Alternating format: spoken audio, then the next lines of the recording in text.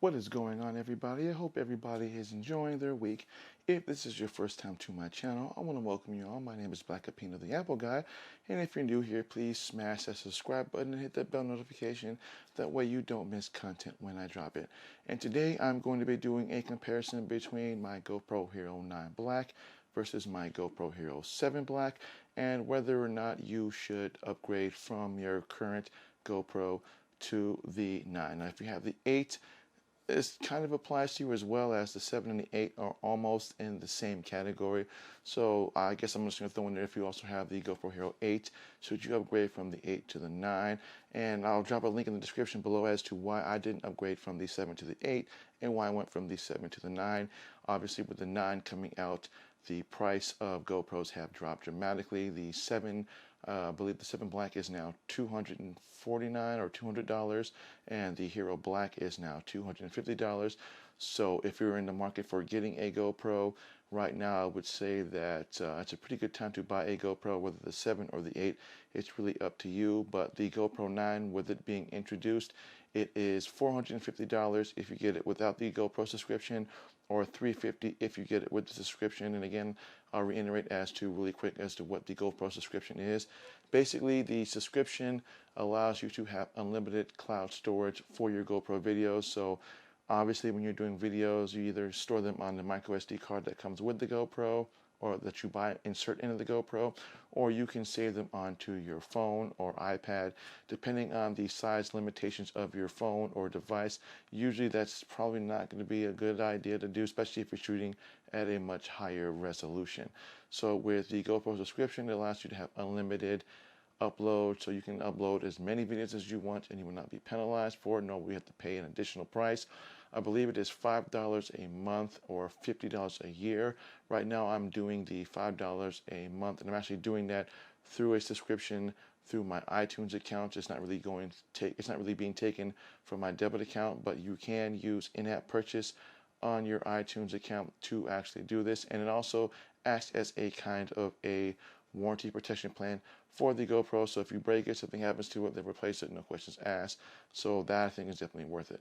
Now, I'm going to be shooting both my GoPro 9 and my 7 at the same resolution. So for those of you that are new to my channel, I shoot almost all my footage, everything I have, whether it's my cameras, whether it's this camera or my other Panasonic or my GoPro 7 and even my 9 now, I shoot everything in 4K. Obviously, with the 5 being able to shoot everything at 5K at 30 frames, quotes as an interesting challenge, as I'm kind of curious to see if anyone would actually notice the difference between 5K at 30 versus 4K at 30. Once I start getting in some more footage time with it, I'll do some comparisons between it and my camera when it comes to that. So basically, my GoPro Hero 9 and my 7 will be in the same resolution. They'll both be at both 4K at 60 frames at wide, versus the GoPro Hero 9, which is also at 4K at 60 at wide as well. And I'm actually going to show you that they are both going to be in the same settings. That way it doesn't seem like one's, I'm giving more favor to one over the other. So I'm going to show you that. So this is my GoPro Hero 7. I wonder if it will zoom in on that. So as you can see, that is at 4K at 60 frames wide. And this is my 9, as you can see as well. 4K, at 30 frames. That actually should say 60 frames, so we're going to change that really quick. And as you can see, the lens is in the wide position. So now, as you can see, now the cinema, obviously it's got cinematic. I guess it's kind of a new feature for the 9 and the 8. I'm not really sure exactly why they call it cinematic, but as you can see, that is 4K at 60 frames now wide, as this is also 4K at 60 frames wide. I actually turned off the slow-mo. That's what the snail is, so when I'm recording, it doesn't seem like I'm going into slow-mo, but it looks like it keeps switching back to the 30 frames. So I guess at 60 frames, it turns it into slow-mo.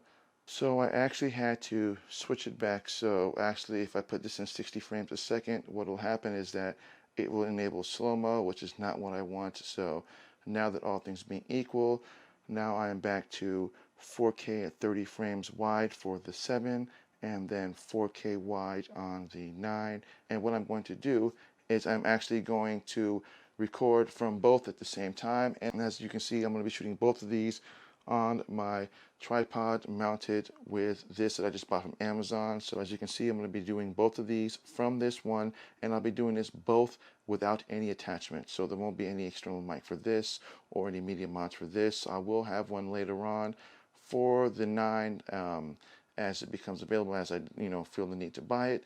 But as you can see right now, I'm actually going to be shooting both of these on this straight for the audio as they come. So I'm going to be doing that now. Now the first test we're going to be doing with the audio is from my GoPro Hero 7. Now the audio that you're going to be hearing is directly from the Hero 7.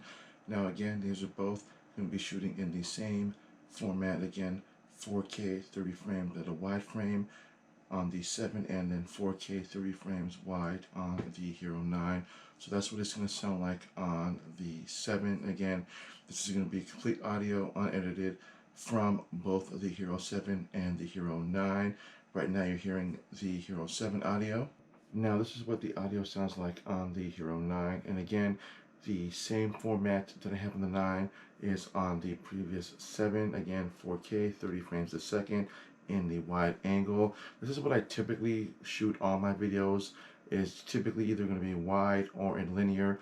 It really depends on what I'm shooting at, but I just wanted to give kind of a to show you the differences in between how much more the 9 has improved between that and the 7, and that and the 8 in terms of just what it looks like. And again, I'm not messing with the audio. The audio is going to be the same from the 7, just like it will be on the 9. And that is pretty much it. As again, I haven't heard what the audio sounds like on this. I mostly just do the video, so that's what this is going to sound like on the 9 as opposed to what it's going to sound like on the 7.